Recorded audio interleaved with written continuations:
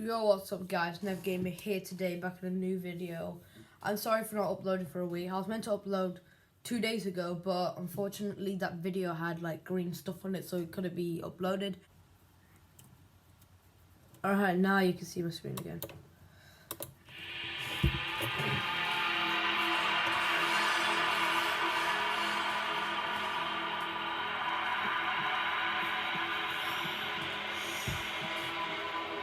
Has anyone ever had sleep paralysis before?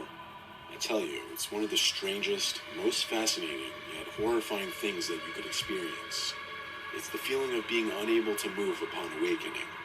Your senses and awareness are intact, but you still feel as though you're in this half-asleep, half-awake state. I've heard stories of this long before it happened to me. I've only experienced it once.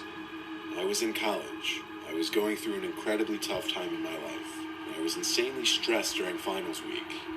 I wasn't getting much sleep. It must have been the night before my last final.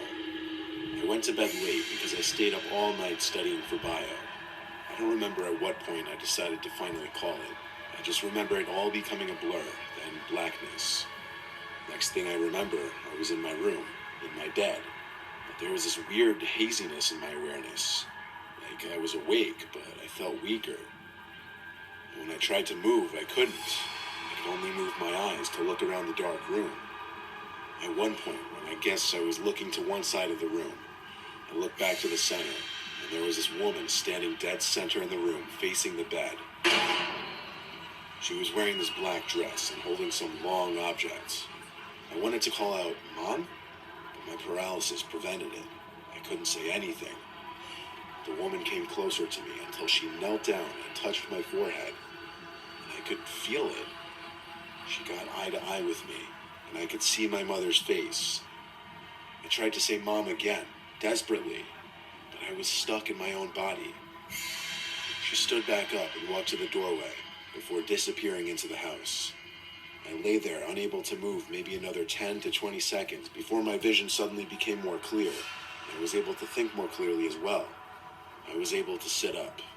I jumped out of the bed, screaming "Mom" over and over. I ran to the bedroom hallway, yelling her name. A door opened down the hall, and someone came to hug me. But it wasn't my mom. It was my dad, telling me he misses her too. My mom died 3 weeks before this happened.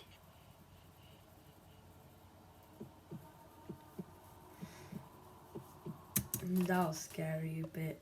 Not that fully scary. The pop-up.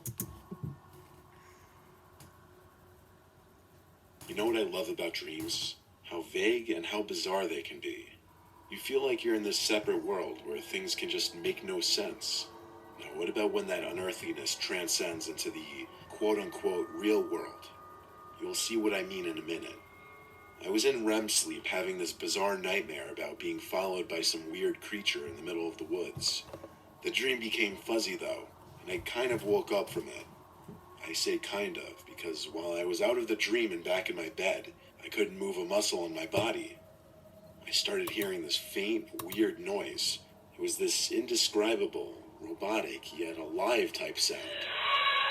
It started light and soft, but it repeated every 3 seconds.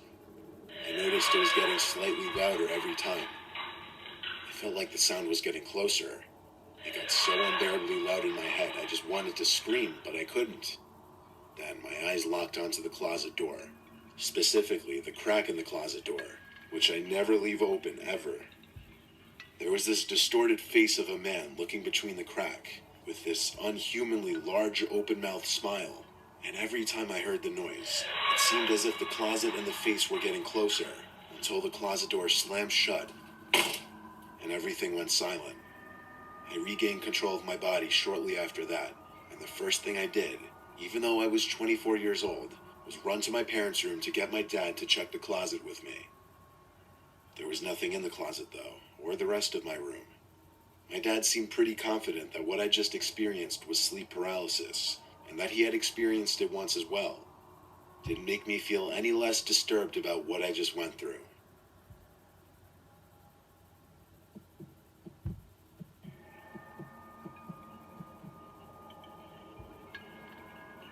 Many years ago, I had a sleep paralysis experience. I knew there was a thing in my closet, something really evil. But I also knew I was dreaming and I should face my fear.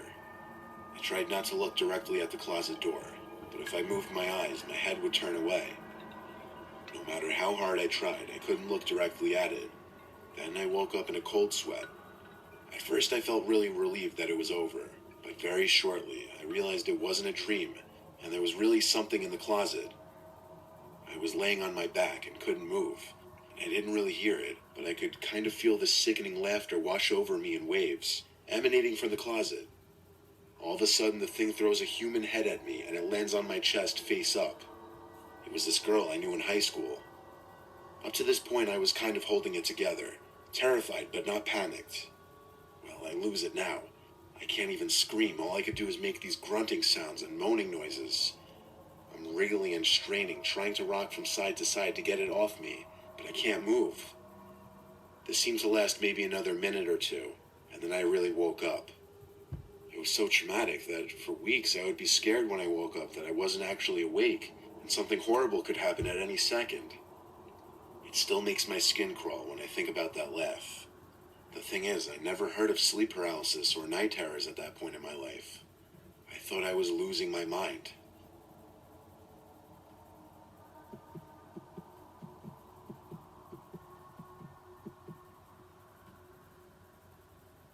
I've suffered sleep paralysis a total of 3 times in my life.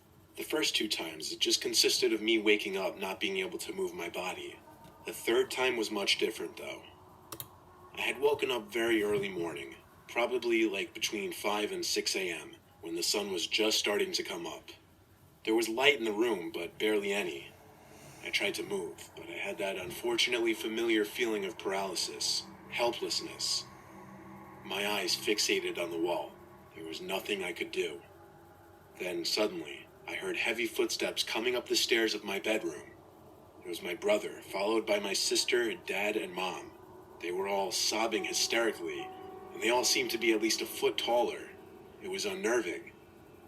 The 4 of them approached my bed, then stopped at the bedside, towering over me, all 4 of them crying. I couldn't move. I wanted to cry for help, or just yell at them to stop because they were scaring me. Their heights, they looked like they were near to hitting the ceiling. Then, just as quickly as they entered, all 4 of them turned and walked back down the stairs.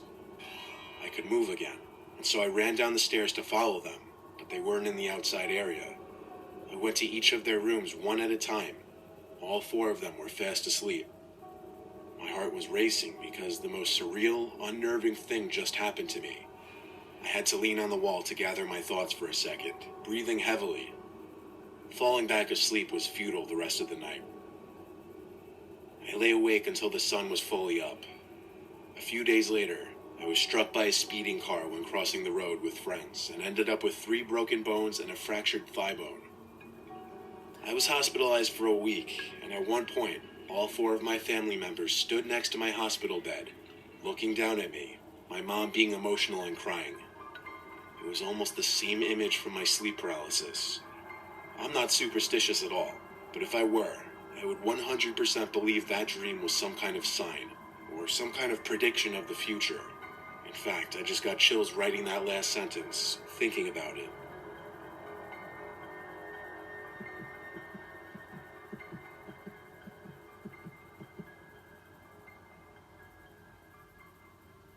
There was this one time I was out late drinking with friends.